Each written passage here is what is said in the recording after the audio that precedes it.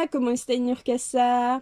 Aujourd'hui, un look anecdote sur Alice au pays des merveilles de 1951 par la Walt Disney Studios. Et ça parle d'une petite fille qui se cogne la tête dans un terrier de lapin et qui a des hallucinations par rapport à un pays imaginaire. Mais à la fin, tout va bien.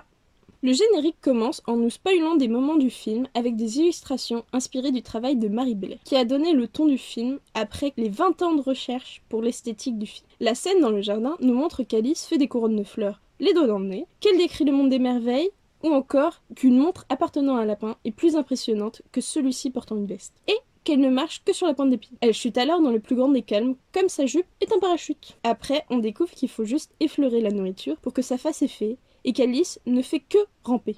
Ensuite, on peut voir des petits passages inspirés de Fantasia et Silly Symphony. Ou encore des bulles. Je pense que s'il n'y en a pas dans le prochain, je serais limite, je serais déçue. Parce que là, il y en a eu dans chaque film que j'ai regardé de Disney depuis le début. Par la suite, on croise Absolem, dont la deuxième paire de bras est légèrement anxieuse. Puis le Loir, le Lièvre et le Chapelier Fou, qui font faire le tour des chaises à Alice pour même pas boire de thé. Alors que leur tailleur s'arrête tout. Ce qui est cool avec la chanson du non-anniversaire, c'est que l'audio original provient de la version live, fait pour les animateurs. Ils l'ont gardé car l'acteur avait fait plein d'impros que le directeur voulait garder. On revient sur une scène psychédélique avant de voir le château de cœur en noir et blanc pour que les persos en couleur pop. Alice n'est pas très polie, mais elle a survécu au monde des merveilles, qui porte mal son nom. Elle y retournera dans Alice au pays des merveilles de 2010, dans lequel on peut se dire qu'Alice est autiste. Des références aux dessins animés sont présentes tout au long du film, aussi bien dans les plans qu'à l'oral.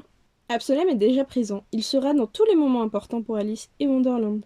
Les chefs costumiers ont fait un travail sur les différentes tailles de tissage pour que cela se répercute mieux à l'écran lors des changements de taille d'Alice. Le château de cœur a repris des couleurs et est aussi rapide dans sa réponse aux commandes pour la reine. En rencontrant le chapelier fou, on peut se rendre compte qu'il a un problème avec les listes de choses et qu'il frôle la pédophilie. Ses acolytes ne sont pas mis. Le lièvre de Mars se cache toujours au mauvais endroit, et le Loir a un fétichisme pour le creuvage d'yeux. À la fin, on peut se demander pourquoi le Jabberwocky prend les escaliers alors qu'il a des ailes, et comment le chat sait quelle couronne la reine blanche préfère. Le générique de fin nous montre la végétation de Wonderland reprendre vie. Celle-ci sera remalmenée dans Alice de l'autre côté du miroir en 2016, où Alice embarque à bord du Wonder London, joli jeu de mots. Dans ce film, on se rend compte qu'Absolène n'est pas si fou et qu'Alzheimer chez les fous, c'est un peu complexe.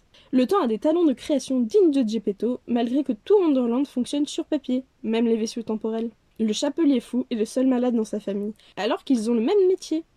En parlant santé, Alice a de mais alors très bons genoux. Bon, c'est fini. Le seul truc qu'il faut retenir, c'est que le chat de Cheshire apparaît dans la lune dans chaque film.